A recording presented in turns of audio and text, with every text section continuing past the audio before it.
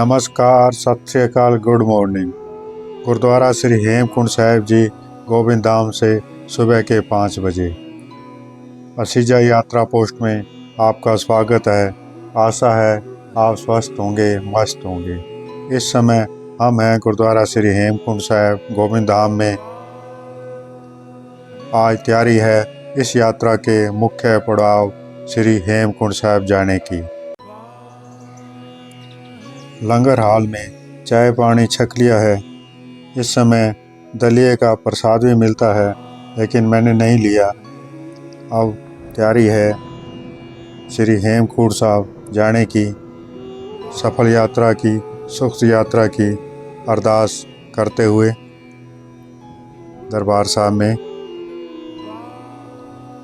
बाहर से ही अरदास की है कि जूते चप्पल पहने होते हैं। इस वक्त पहले मत्था टेक लिया था, दोबारा मत्था टेक कर बाहर निकलते हुए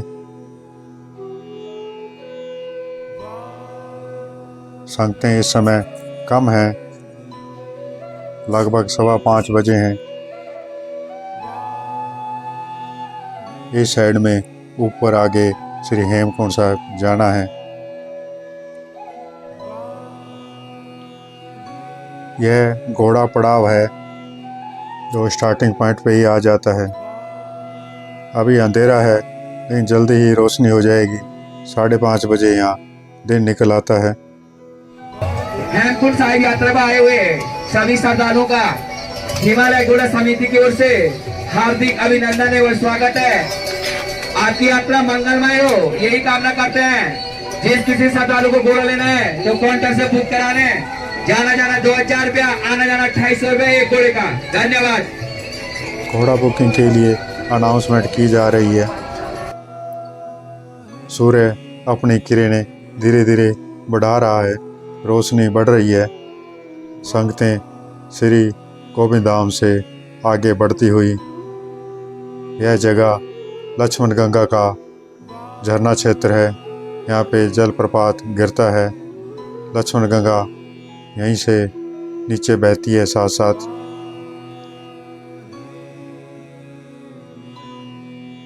वाटरफॉल के नीचे लक्ष्मण गंगा का पानी पत्थरों के ऊपर बहुत शानदार लग रहा है। चांदी की तरह चमक रहा है रात की सुबह की रोशनी में। बहुत ही प्यारा दृश्य है।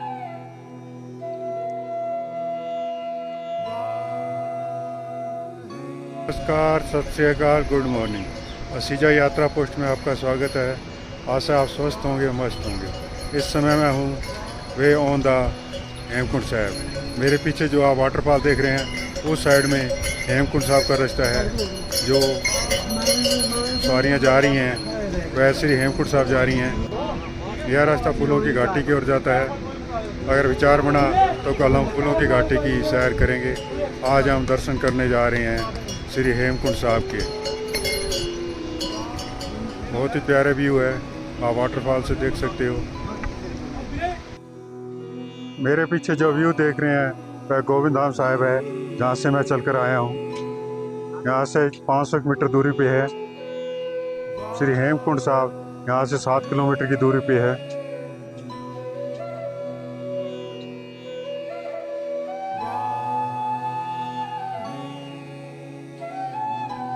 मैं सुबह 5:15 बजे करीब गुरुद्वारा साहब से निकला था। अब 6 बजने वाले हैं। आराम से यात्रा कर रहे हैं। मुझे कुछ देर इस पॉइंट पे रुकना पड़ा, इसलिए रोशनी बढ़ गई है। 6 से ऊपर टाइम हो गया है।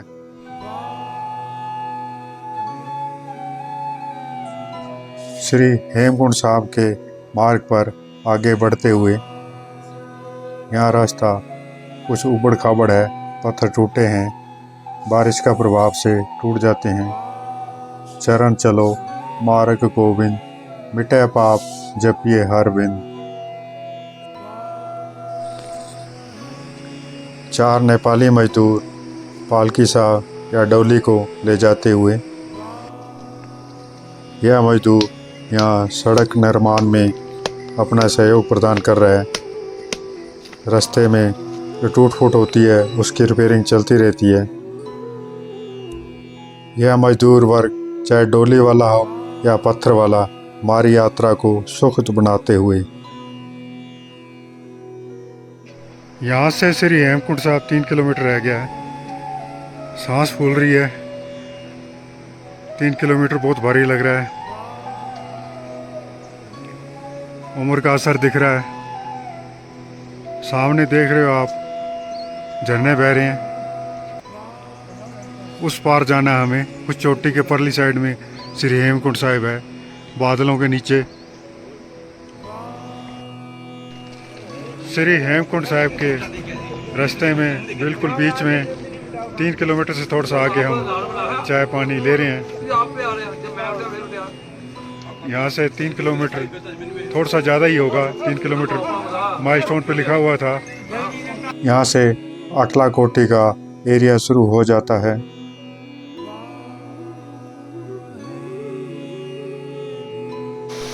साथियों, अटला कोटी से आगे हेमकुंड साहब के नज़दीक यह प्रसिद्ध ग्लेशियर जो काफ़ी पिघल चुका है, वाटरफॉल बन चुका है।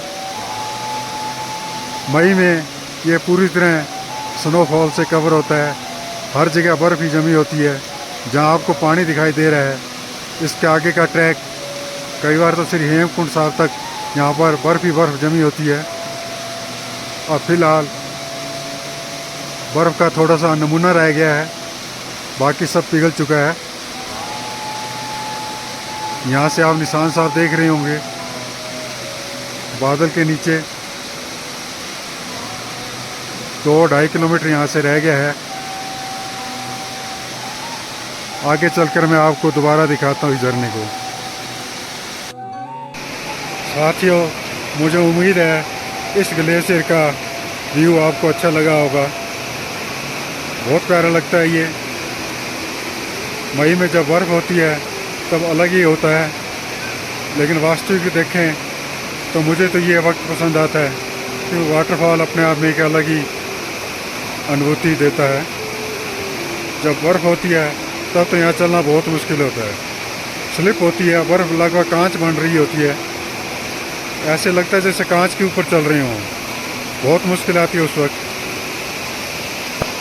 लक्ष्मण गंगा के पानी का बहाव बहुत तेज है। पुल के नीचे क्रॉस करता हुआ और पुल को घोड़े क्रॉस करते हुए। सर्दियों में जब यहाँ बर्फ़ जमी होती है, घोड़े यहीं तक आते हैं, आगे नहीं जाते।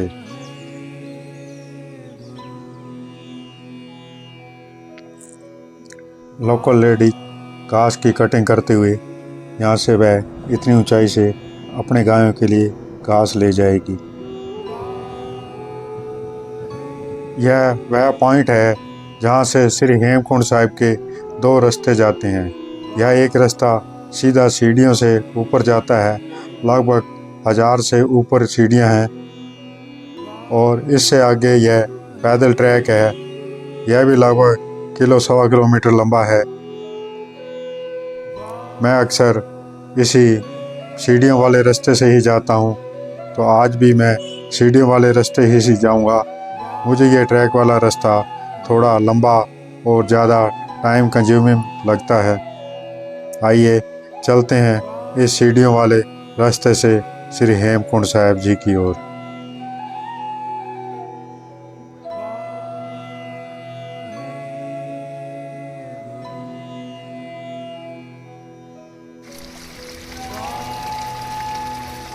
फूलों की घाटी की तरह यहाँ भी काफ़ी मात्रा में, काफ़ी वैरायटी में फूल खिलते हैं। फ़िलहाल ये गुलाबी और येलो कलर के फूल काफ़ी खिले हुए हैं। कुछ जगह अलग रंग के भी हैं। यहाँ पहाड़ी चूहे भी पाए जाते हैं।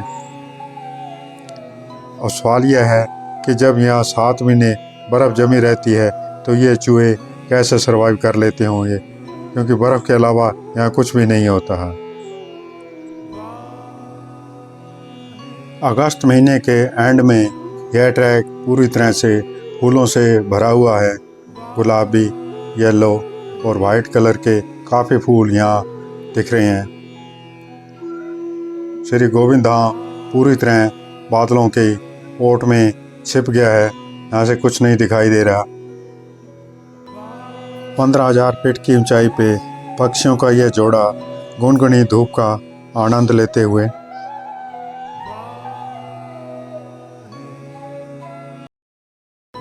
लक्ष्मण गंगा का यह वाटरफॉल, जिसकी खूबसूरती को शब्दों में बयान नहीं किया जा सकता, केवल अनुभव किया जा सकता है।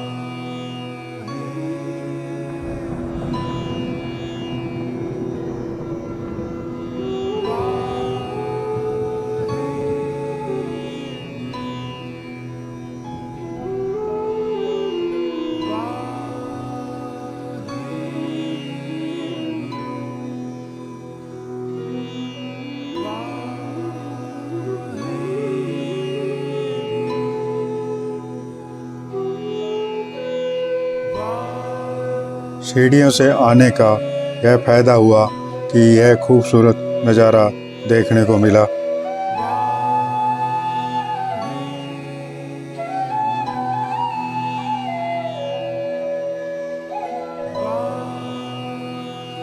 श्री हेमकुंड साहब का पहला निशान साहब, जो गुरुद्वारे से लगभग 100 मीटर दूरी पर है।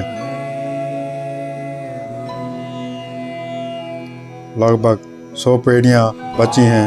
गुरुद्वारा साहब नज़दीक ही है। हम गुरुद्वारा साहब में पहुँच गए हैं। आइए दर्शन करिए श्री हेमकुंड साहब जी के। चरण शरण गुर एक पैंडा जाए चल, सतगुर कोट पैंडा आगे होए लेत है। हमने एक कदम बढ़ाया था तो गुरु ने करोड़ कदम आगे बढ़ा के अपनी सरणी में हमें ले लिया है।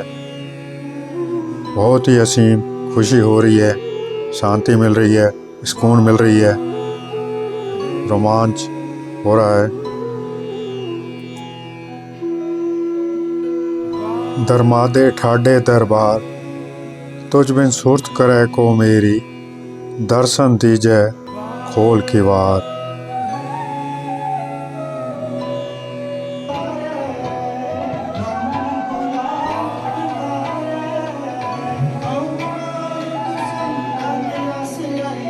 दरबार साहब में कीर्तन समाप्ति एवं अरदास होने के बाद हम बाहर आए, वहाँ से प्रसाद ग्रहण किया और दरबार साहब के नीचे सचखंड में आ गए।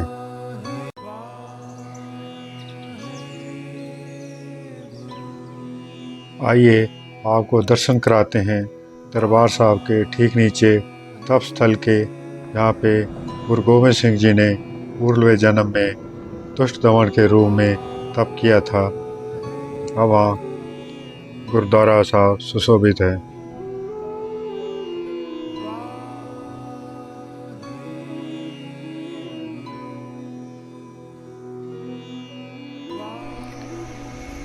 वाहिगुरु जी का खालसा, वाहिगुरु जी की फतेह।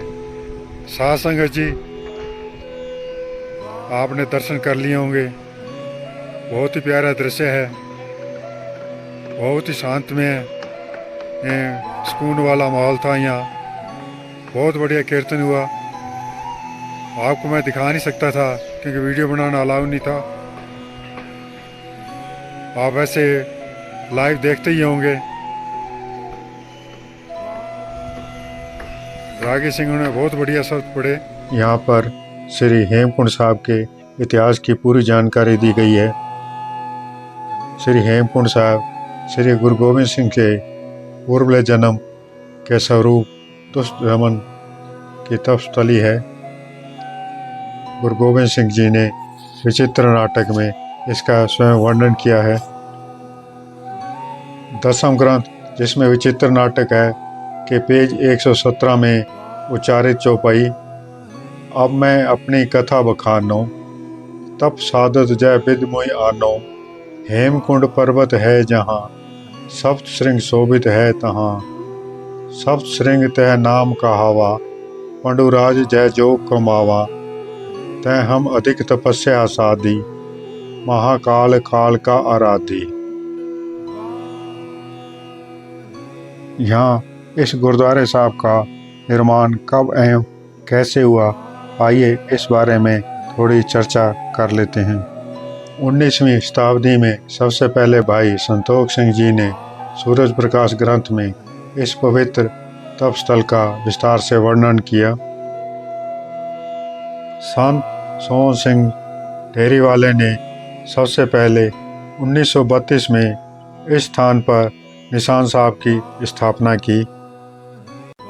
संत सोहन सिंह जी 1935 में भाई वीर सिंह जी से मिले, जिन्होंने उनकी काफ़ी सहायता की। 1936 में गुरुद्वारे साहब का यहाँ निर्माण प्रारंभ हो गया और 1937 में यहाँ श्री गुरु ग्रंथ साहब का प्रकाश कर दिया गया।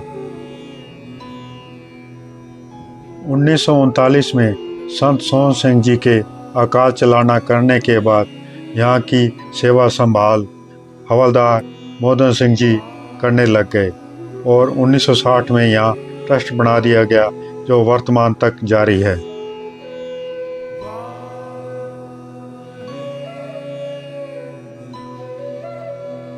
यह गुरुद्वारा साहब का लंगर हाल है, जहाँ पे लंगर के रूप में खिचड़ी चाय दी जाती है। यह लंगर हाल स्टैंडिंग है, क्योंकि यहाँ नीचे अक्सर बर्फ़ जमी रहती है या बहुत ठंडा रहता है, गीलापन रहता है, इसलिए यहाँ स्टैंडिंग लंगर हाल बनाया हुआ है। आप भी दर्शन कर लीजिए इस यात्रा के अंतिम बार श्री हेमकुंड साहब के और लोकपाल श्री लक्ष्मण मंदिर जी के।